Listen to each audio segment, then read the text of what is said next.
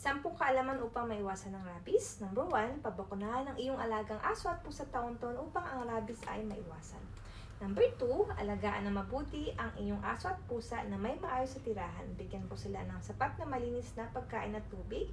Number 3, huwag hayaan na gumala ang iyong alagang aso at pusa sa kalsada. Number 4, huwag saktan ang iyong alagang aso at pusa o huwag sipain, batuhin o hilain anumang parte ng katawan po nila.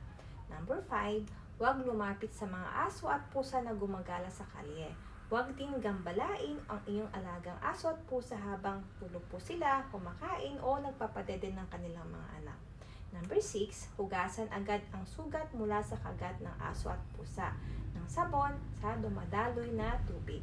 Number 7, ipaalam agad sa mga nakakatanda kapag nakagat ng hayop at magpatingin agad sa Animal Bite Center. Number 8, tandaan na pwedeng makuha ang rabies sa laway ng pusa or iba pang mammal na may sakit.